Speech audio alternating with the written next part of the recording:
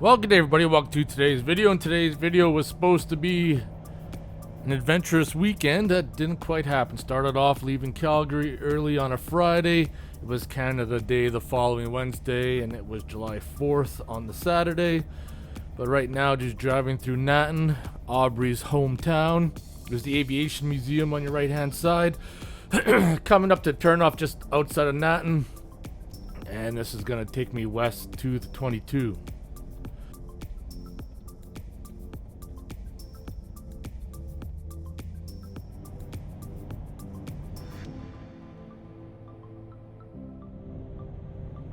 And I really enjoy this drive heading west, going through the rolling hills, the foothills, right before you get to the mountains. And of course, with summertime, even though it's beautiful, the fields are green, weather's nice, you always get stopped by summertime road construction. Never fails, every year. Can't seem to travel anywhere without stop and go, which really puts a damper into getting to where you want to be.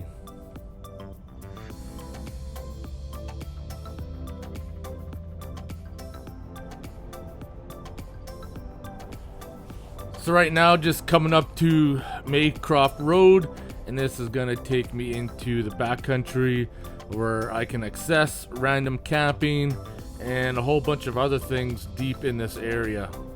The idea was to head out early, find a place to camp, send GPS coordinates to people, but let the shit show begin, and let's see what's going to unfold.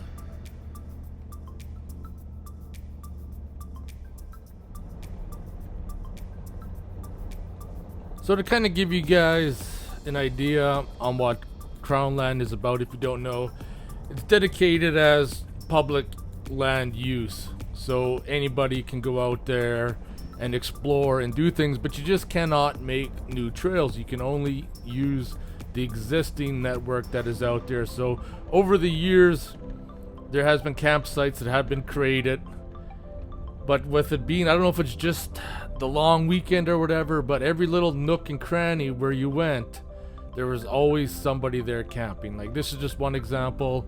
I came down this hill with my Jeep, and then you can see a trailer where that trail ended up. I thought that trail would have gone further back, but nope. But if you look at this, there's lots of places here you can camp if you want to camp in this field, but I was looking for something more far away from everybody else.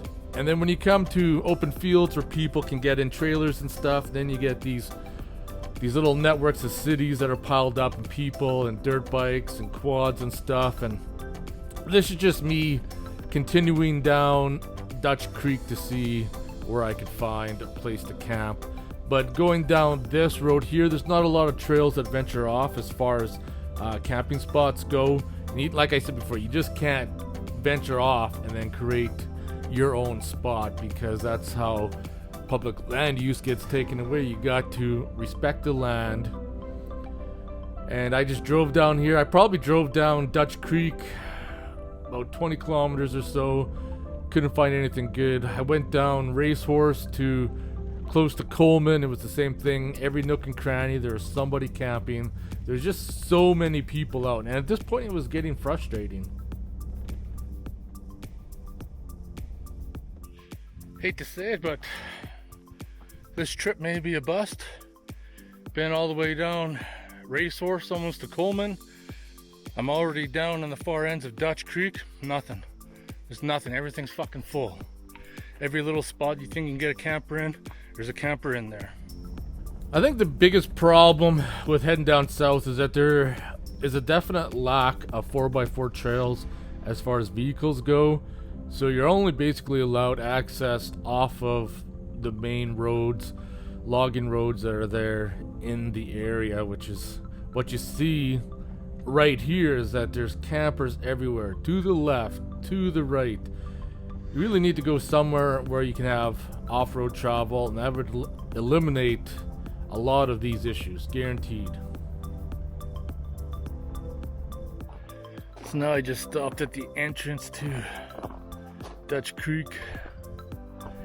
Trying to send a message via the satellite. This place is a zoo. There's nowhere to camp unless you want to camp right beside someone else. So after reaching Fedora on the spot GPS, I decided to head back up north to where we had camped the previous weekend, see if there's someone there. And this is one of the only few 4x4 trails that are out there in this area as far as vehicle use goes, and I think it's the reason why you'll probably find nobody on there. This trail itself is actually really easy. I wouldn't even call it a 4x4 trail because you could do pretty much all of it in two-wheel drive, given the weather conditions that are dry.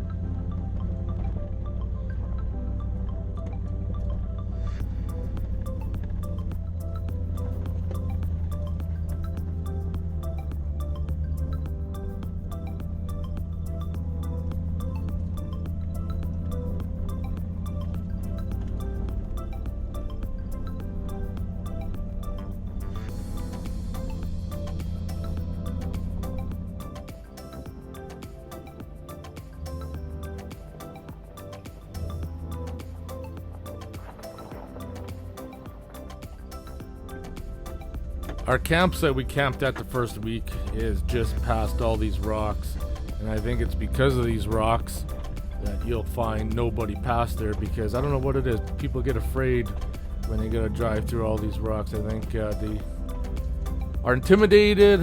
I'm not sure what the story is, but probably almost guarantee that you won't find too many people past this point here. A lot of people just come up to the main little area and then turn around and go back down.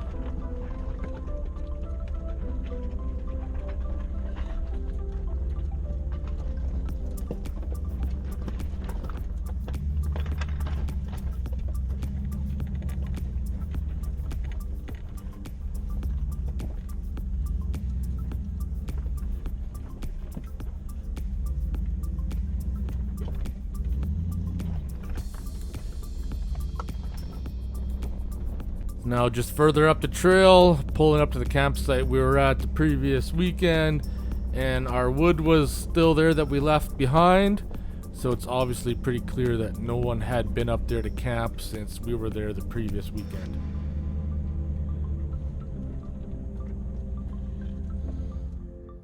Alright, now just trying to send a message.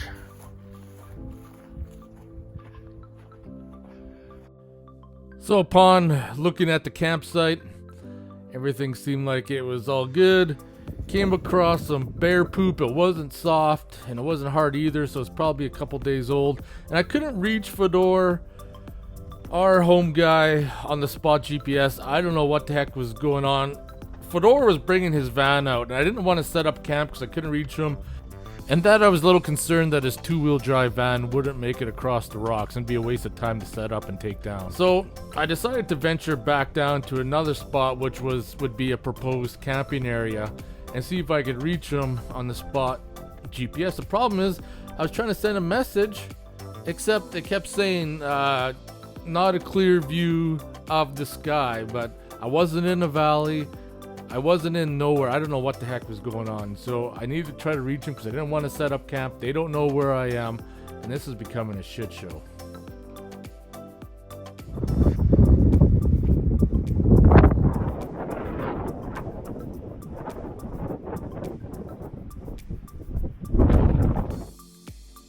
I don't know what the fuck's going on, but that thing's a fucking piece of shit. Worked flawlessly before. Now I can't even send a fucking message. Fucking junk. Fuck, because that stupid fucking Spot X. Heading her home now because no one's gonna know where the fuck I am. Fuck! fucking junk. Yeah, so in case you guys haven't noticed, I got no time for bullshit whatsoever. I have no idea what was going on. No cell phone coverage. So this is the big road going back down to Indian Graves and out to the highway. It's probably about 30-kilometer drive from where I was back to cell phone coverage. But I just put this part in because this is a very scenic road going down. And I just like how there's no rails on the side and there's kind of like a big huge drop off. But I thought I'd just share this part with you. So now this works when I come back out to civilization, but it sure didn't work when I was out there in the bush. I don't got enough fuel to make it home, so I got to fuel up. Each jerry can gives me about a quarter tank of fuel. I think those guys are still coming out, but I'm fucking packing her in, going the fuck home. 400 kilometers wasted. Thousands of fucking people out there.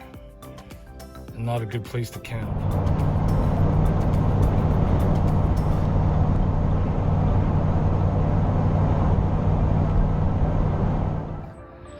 That's it, shut her down. Wasted fucking trip.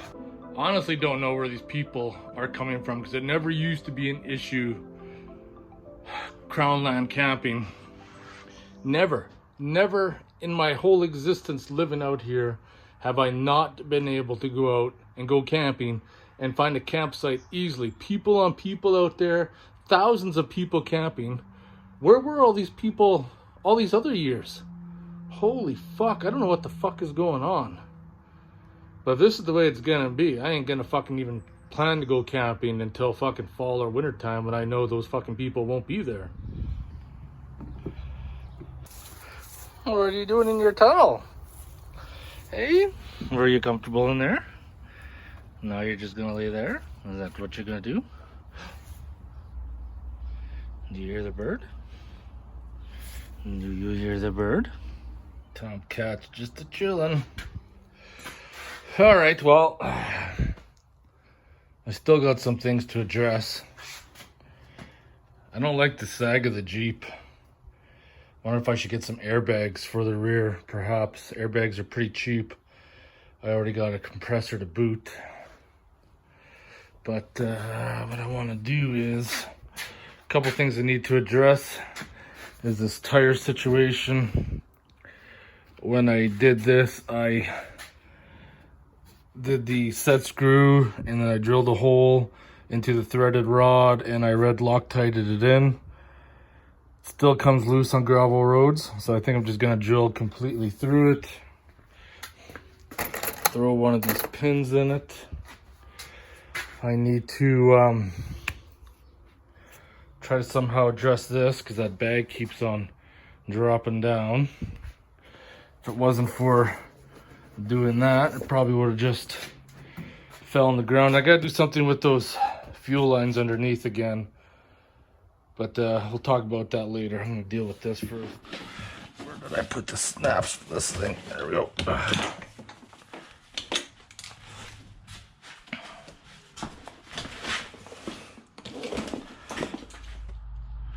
I think it's this key.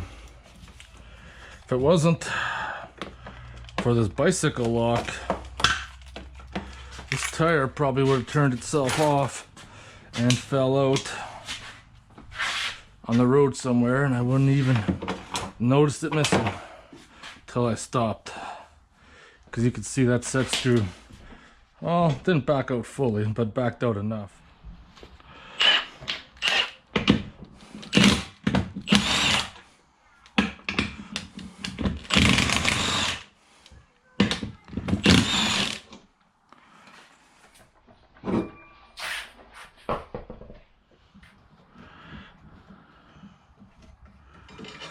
What I think happened is that it oblonged the hole that I drilled, I betcha. So that's exactly what happened, as you can see from it. Set screw at first is coming loose, it starts working itself back and forth like that. And that's where it's got that groove, but I'm gonna drill right through that.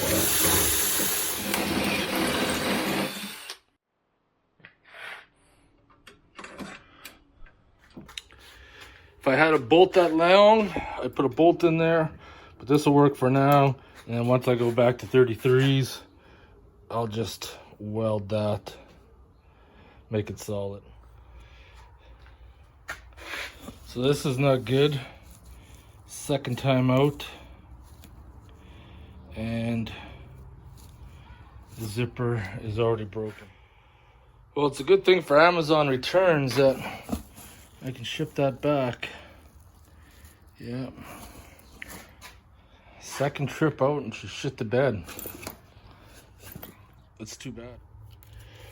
I'm gonna throw an extra relay in the Jeep as well, because I got thinking about it. I carry extra fuses, but I don't carry an extra relay because you never know. So I just ordered the trasharoo bag, which I should have just got in the first place. But I wanted to try something different from what everybody else has, and probably should just go with what's proven. Sometimes there's a diamond in the rough. This time, not the case. It's pretty sad that the second time you use something, the zipper decides to shit the bed on you. Now to crawl back underneath. I don't know if that's getting worse or not. I need to monitor how full it is still.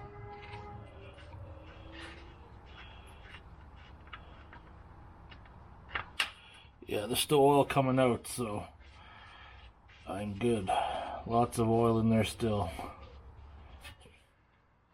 So my trail repair of a piece of wire I had in my Jeep to hold the fuel line in, and duct tape I had zip tied up, but for whatever reason this track bar mount, I think it was all the weight in the back. If you hit something hard enough, you'll bottom out, right? And I think because of that, this track bar mount comes up and fuck hits those fuel lines up there. I don't like that at all. So I think I might throw some bags in there to help eliminate that. Don't know if you're gonna be able to see or not, but with the track bar mount that came with the lift kit, I'll get the light over here. You can see the issue I'm seeing now is that I raised that track bar mount by a couple inches, and I don't know if you can see on that fuel line, but with that bolt sticking out, wouldn't really matter. It would definitely help if it was reversed, but it's not going to be too much of the issue here. Is that every time the axle comes up, it's hitting the fuel line there, and that's where I'm having the issue. And I see some abrasion on that fuel line, which is not good. So I think I might just bite the bullet, get an adjustable track bar,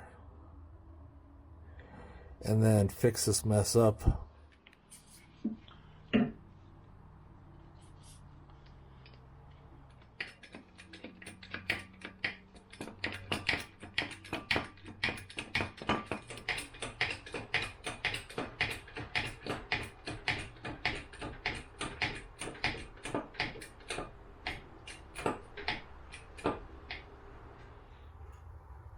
So ideally, that's how the Jeep should be sitting.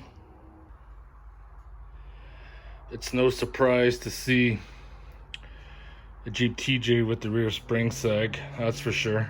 It's definitely what I gotta do. Pull that track bar out, get that mount out, recut that track bar, re-weld it, and then go from there. Because that'll give me the space I need, I think, definitely, and I won't have to worry about ripping that fuel line out. I was actually quite surprised when I stopped in at Dutch Creek. They had the maps. They're usually always out. Livingston Public Land Use Zone. I'll show you where I went to try to find a campsite. So my journey started coming down 22 to Maycroft Road, and from Maycroft Road I came up, and then I went down Racehorse, tried to find something along Racehorse, totally packed. Came to this intersection here, traveled up to here to about there. I guess I really should have came up to this section here. I probably might have found something up that way. Not 100% sure, but I backtracked back down. Came up here, all totally full. I knew this area and most of Dutch Creek was gonna be full. So I came down there and I came all the way down Dutch Creek, probably to around this mark right here, and completely packed, people on people. I didn't bother trying the Old Man River because that's always completely packed. But all the way up through here, it was all people on people because there's a whole bunch of little sections that you could pull off and you can go in there, but it's people on people. So then I came back to here because this is that 4x4 trail where we camped last weekend. And I don't know why it says staging area. There's no other road that goes there for do any kind of staging, so I'm not sure why that's there. But we camped probably pretty close to S, and that's where I drove back. To get back to cell phone coverage, I had to come back out, came up to here, 532 back to 22. So I covered a big chunk down south, and it's just fucking mental. I could not believe how mental it was. I wonder if you get down to this section here, if it's gonna be as busy, because there's no direct access cross over here really. Around here might turn some people off from going down there. I might have to check that out next time. Since I couldn't have fire camping, this will have to do. To end this video, there's nothing more relaxing than to smoke a Cuban cigar and drink a beer. Hope you guys enjoyed this video. I'll see you guys in the next one.